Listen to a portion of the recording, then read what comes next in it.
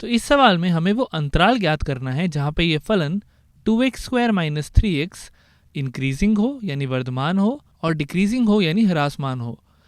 तो ये पता करने के लिए कि कहाँ पे ये फलन किस इंटरवल में या अंतराल में ये फलन इंक्रीजिंग है और किस में डिक्रीजिंग है, इसके लिए हम डिफरेंशिएशन का यूज़ कर सकते हैं यानी अवकलन का उपयोग कर सकते हैं। अगर किसी अंतराल में फलन का डेरिवेटिव उसका अवकलज ग्रेटर देन 0 हुआ, इसका मतलब है कि वहाँ पे वो फलन इंक्रीजिंग है यानी वृद्धमान है। और अगर किसी अंतराल में फलन का अवकलज लेस देन 0 हो तो वहाँ पे वो फलन डिक्रीजिंग होगा। ये हम किसी ग्राफ में भी देख सकते हैं।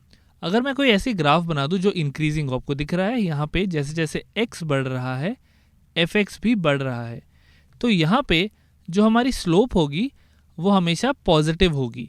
tan थीटा पॉजिटिव होगी तो स्लोप पॉजिटिव होगी। तो जब भी हमारा फलन इंक्रीजिंग हो, हमारी f डैश x यानी अवकलज ग्रेटर देन 0 होगा, क्योंकि आपको पता है कि जो हमारा डेरिवेटिव है वही हमारा स्लोप बताता है। और अगर कोई फलन डिक्रीजिंग हो, मान लीजिए कोई ऐसा फलन हो जो कि घट रहा है, जैसे जैसे x बढ़ रहा है fx घट रहा है, तो यहाँ पे अगर हम स्लोप निकालें तो ये एंगल आएगा आपको ऑब्ट्यूज, और क्योंकि एंगल ऑब्ट्यूज है तो tan थीटा नेगेटिव होगा, इसलिए हमारा डेरिवेटिव या अवकलज भी नेगेटिव होगा, लेस देन 0 होगा। तो इस तरीके से अगर आपको याद ना भी हो तो आप ग्राफ बना के चेक कर सकते हो कि किसकी क्या कंडीशन है। इंक्रीजिंग के लिए हमारा अवकलज ग्रेटर देन 0 होना चाहिए और डिक्रीजिंग के लिए लेस देन 0। चलिए अब हम इसको हटाते हैं और इस सवाल को हल करने की कोशिश करते हैं। तो क्योंकि हम ये देखना चाहते हैं कि कहाँ पे अवकलज ग्रेटर देन 0 है और कहाँ पे लेस देन 0, तो सबसे पहले तो अवकलज निकाल लेते हैं। तो अवकलज निकालने के लिए हमें ddx करना है 2x² माइनस 3x का। तो इसका डेरिवेटिव होगा 4x माइनस 3। ये हमारा अवकलज है, पर ये कहाँ पे बढ़ रहा है कहाँ पे घट रहा है ये कैसे देखेंगे?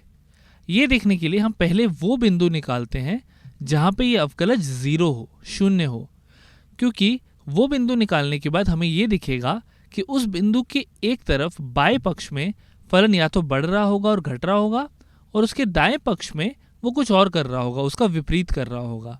चलिए करके देखते हैं। हम अवकलज को शून्य रख देते हैं। f डैश x 0 कहाँ पे होगा ये देखते हैं। ये होगा जब 4x माइनस 3 0 होगा, ये हमारा अवकलज था। तो इसका मतलब है 4x 3 के बराबर जब होगा और x हमारा 3/4 के बराबर जब होगा। तो जब हमारा x 3/4 होगा तब ये अवकलज शून्य होगा।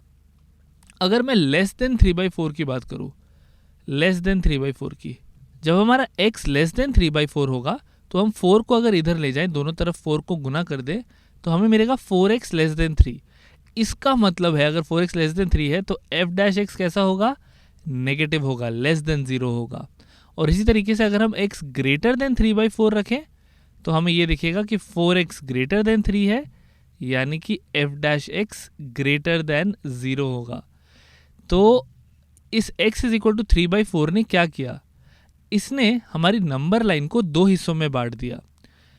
अगर मैं 3/4 को देखूं, यहाँ पे मान लो मेरा 0 है और ये 3/4 है, तो ये जो हिस्सा है जहाँ पे मेरा x लेस देन 3/4 है, यहाँ पे मेरा अवकलज लेस देन 0 है, और ये जो हिस्सा है जहाँ पे मेरा x ग्रेटर देन 3/4 है, यहाँ पे मेरा अवकलज ग्रेटर देन 0 है।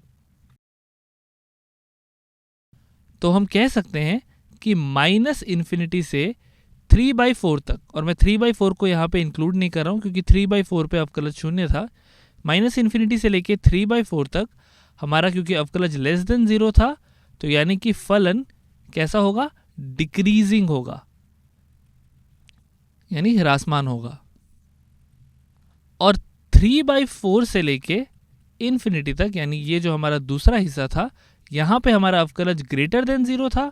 इसका मतलब है हमारा जो फलन है वो इंक्रीजिंग होगा।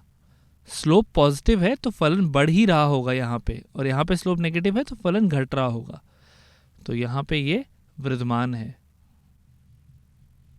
तो इस तरीके से ये देख के कि फलन का अवकलज कहाँ शून्य पे है, यानी फलन का अवकलज 0 कहाँ पे होगा, हम अपने नंबर लाइन को दो हिस्सों में बांट सकते हैं। एक जहाँ पे हमारा अवकलज लेस देन 0 होगा, यानी नेगेटिव होगा, ऋणात्मक होगा, और एक जहाँ पे हमारा अवकलज ग्रेटर देन 0 होगा यानी धनात्मक होगा। जहाँ पे ग्रेटर देन 0 है उस इंटरवल में, उस अंतराल में हमारा फलन वृद्धमान है, और जहाँ पे लेस देन 0 है वहाँ पे ह्रासमान है।